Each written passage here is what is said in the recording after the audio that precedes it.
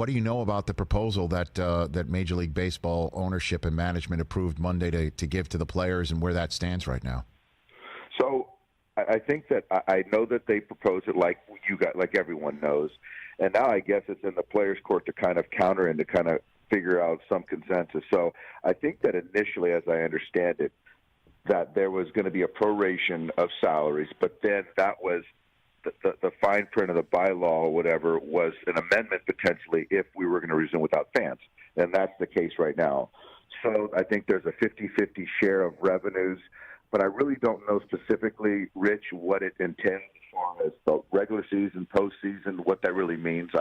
It's kind of above my pay grade. Sure. I'm just more motivated that both sides want to play, and I think that there's a bigger picture, for the game itself, for the owners, for the players, for the fans. So I just don't think that a stoppage, any more of a stoppage, would make sense. So what do you know, though, about the actual logistics? Because I imagine that's something you as a manager will really have to master and figure out. And at some point, it's potentially where you will be not only figuring out a lineup card, but who's tested that day in the results pack yet before you can fill out a card, right? I mean, that's right. Right?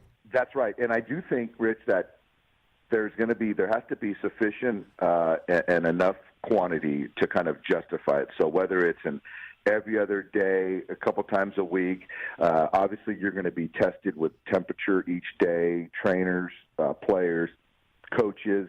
There's going to be some situation where I think they're doing it in Asia where, there's an app where you have to kind of document your symptoms, where you're at, your temperature, before you even get through the door, and then do some kind of hands-on stuff with training staff.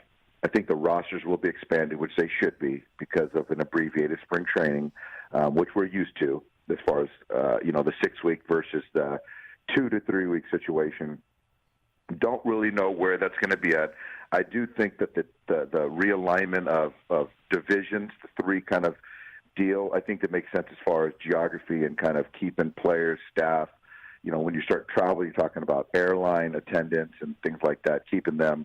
The less is better. So that's some of the things. I think there's an expanded playoff roster or team situation, which I think also makes sense with it being a sort of a sprint rather than a marathon like it normally is for us. And what about social distancing, Dave? No dugouts, no clubhouses. I mean, is that something that you're discussing right now? What's the status on something like that? Well, I do know that if you're talking about spring training in Arizona, you have access to, or Arizona and Florida, you have access to bigger clubhouses because you're used to bigger numbers. But then the numbers that we're used to in regular spring training will be curtailed. But if you're talking about each individual city and stadium to have a spring training, then you're talking about using the others' visiting dugout or clubhouse as well.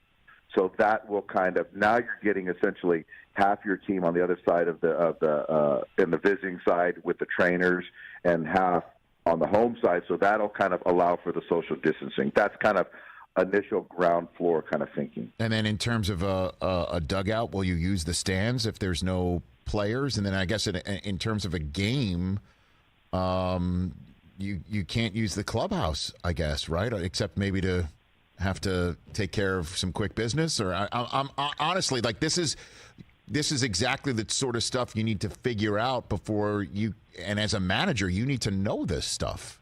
You do, and that's why it's like I've worked, and I feel that each of us managers have worked really closely with our training staffs and front office, but no more than this time, because I think that it's certainly way bigger than just baseball. So now these guys are getting the trainers. I say these guys, the training staff is getting information from health officials, which is getting kind of filtered down to the front office, to the coaches, to myself, and so this is something that we need to know in real time every single day. And yeah, Rich, if something does happen, you got to also have an alternate plan for that.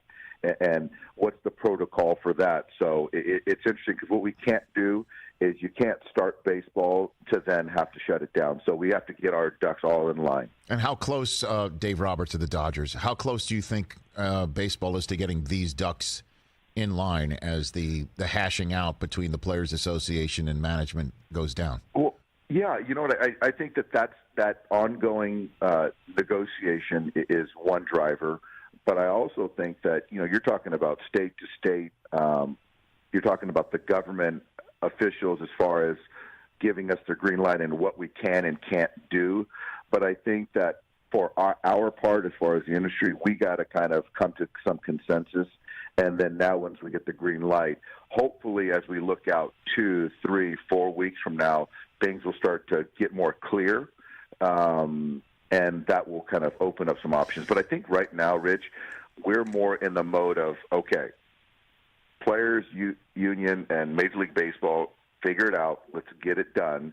And as far as each individual organization, because I've talked to managers around baseball where now internally we're trying to figure out how it looks like for us and have different plans, whether it's a 27, 30, 35, 50 man spring training. Is it here? Is it there? So you're kind of got plan A, B, C, D, and E. Yeah. My head's spinning, Dave. I mean, I hear you. Hey, Rich, mine is too. Hey, you watched all the way to the end. Thanks for that. Watch more right here.